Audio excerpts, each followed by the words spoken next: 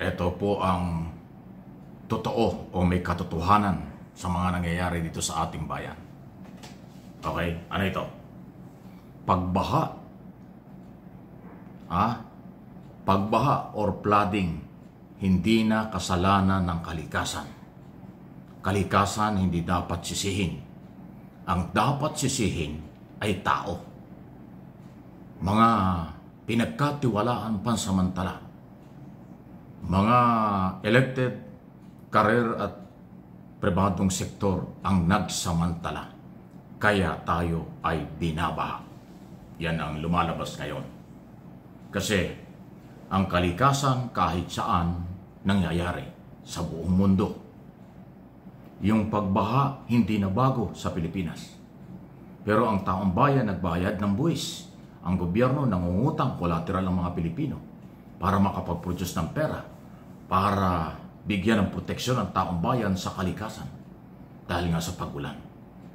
Pero kaya tayo binaha ay dahil ninakaw, pinagnakawan tayo ng mga kinakulan, kontraktor, district engineer, mga opisyalis ng Department of Public Works and Highway, mga politiko sa Senado, Kongreso at maging local executive.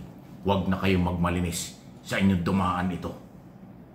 Pagka may mga project at nag-uumpisa pa lang, pinagyayabang nyo na meron kayong proyekto sa inyong mga mamamayan at distrito, lalawigan, probinsya. Pero pag sumablay, nagdi-deny kayo, hindi sa inyong project. O di ba, kalokohan yan. Hindi magkaka-project sa inyong lugar, distrito, probinsya, city, munisipalidad, or bayan kung saan man, kung hindi yan ay nilaanan ng pondo ng Office of the President at ang implementation, Department of Public Works and Highway, Secretary, Regional, Provincial, District Engineer, Project Manager at kung sino-sino pa. Tapos identify na inaako at tulong ng Congressman, Senador, Governor, Mayor at iba pa. Kayo yun eh. Tapos pag sumabit, takipan, taguan. So malinaw na ang dahilan ng pagbaha ay dahil sa corrupt government office, government official. Paalala ko lang, government office is public trust, sinasabi ng saligang batas.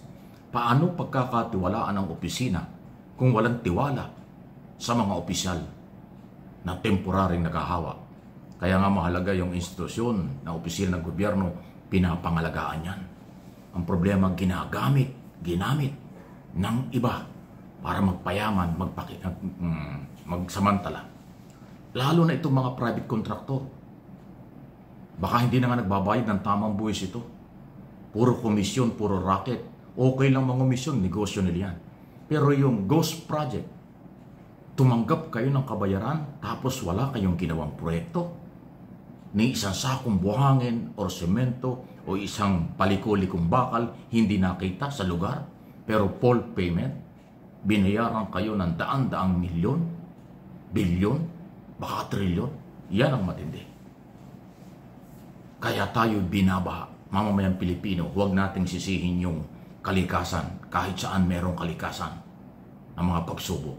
Ang tao, mga opisyal, ang may pagsasamantala at pagkukulang. Kaya nga, peoples of the Philippines ang komplainan. People's money ang ginamit. Kaya nga lagi kong sinasabi, kasuhan na at ipakulong. Kasi pag lumamig ito at gagamitin lahat nitong mga politiko at kontraktor ang pera at kanilang koneksyon, mababaliwala ang kanilang kasalanan. Ginawa nilang pagsasamantala at pang-aabuso sa kapangyarihan at pera ng mamamayang Pilipino. Yan po ang dapat gawin. Okay? Panagutin, now na. Huwag kayong paisi-isi. Mga taga-Malacanang, bilis-bilisan nyo ang galaw nyo. Tama na ang press release interview. Kailangan aksyon. Kailangan interview sa loob ng korte na kayo nagpapay ng kaso. Makita ng taong bayang nakakulong, hinuhuli at ikukulong ang mga nang-abuso sa pera. Kaya tayo ay binaha, Luzon, Visayas at Mindanao. Okay? Any comment, reaction, malaya po kayo. Sunod na ating pag-usapan, bakit ba itong mga anti-Marcos or Duterte supporters? Parang Parang nagbubunyi sila, parang masaya sila at nabulgar daw ang katiwalian. Para bang ang gusto nilang palabasin, ngayon lang nagkaroon ng korupsyon under Marcos administration. Lagi sinasabi na mabagal kasi si Marcos, mahina si Marcos, kaya inabuso mabait si Marcos, at ngayon lang gusto nilang palabasin, ngayon lang ang korupsyon. Hoy, nagkakamali kayo.